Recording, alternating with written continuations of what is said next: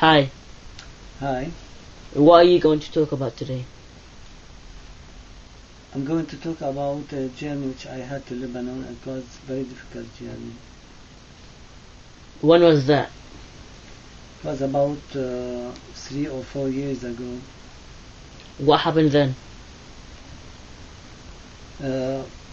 While we were there with my wife, the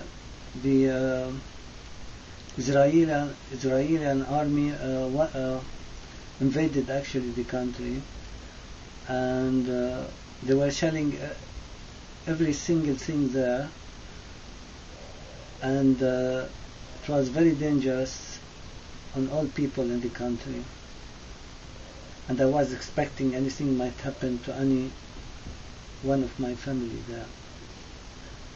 What did you do at the start? I didn't know what to do first, but I thought about contacting the British Embassy. I did that, but the British Embassy did not respond quickly. So I contacted the Moroccan Embassy because my wife is Moroccan, and indeed they responded quickly. Within a few hours they called us and they told us that the next day a group will be leaving Lebanon to Syria, where they will have to take a plane from Syria to Morocco. How did you manage to leave Lebanon? Because of the heavy shelling, it was very difficult to find a way to leave the place where we were, but luckily we found a car driver, a minicab, who was willing to take us to the place where the group was waiting. We found the bus waiting there, and the bus took us through the Lebanese mountains, which is very high mountains and very narrow roads. It was a very dangerous journey, but luckily we were able to reach Syrian borders, where we find it again very difficult to go from the Syrian borders to the airport, because the Syrians didn't make this easy. Then we had to wait many hours in the Syrian airport until they told us that the Moroccan plane is waiting for us, and sadly it wasn't a civilian plane, it was a military plane, which is not the normal kind of planes which a normal person can expect to travel in, because it's not prepared for normal people. It's prepared for soldiers, and there is no seats there.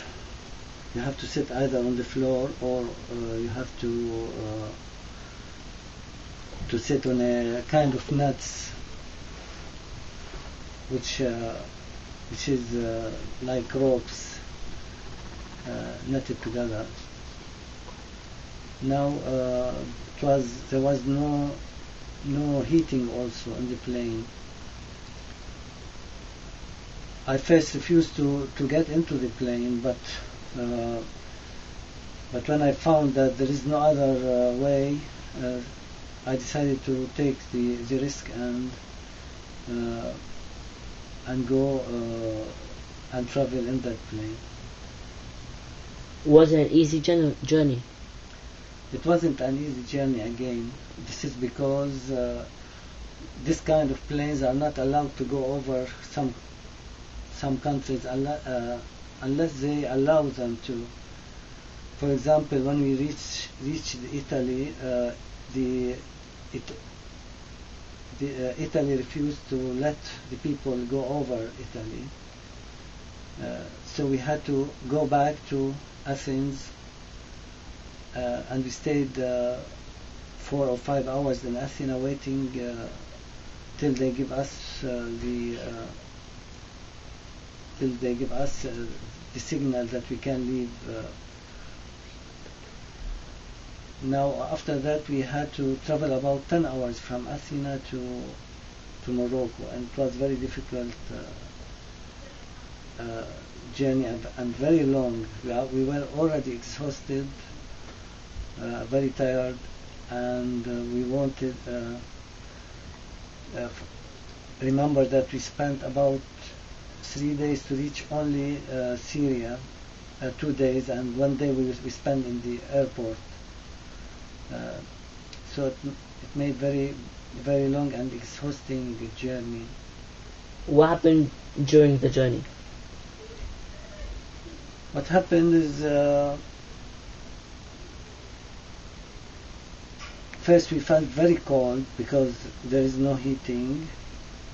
When we were in the sky, we couldn't reach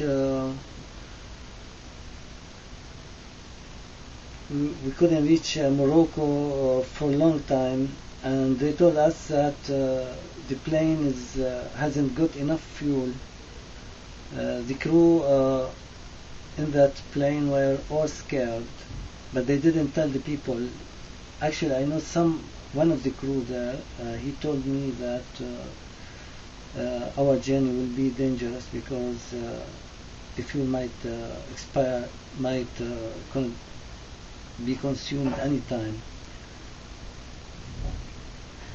How long did the journey take? I think since we left Syria till we reached Morocco, from the Syrian airport till Morocco, it took about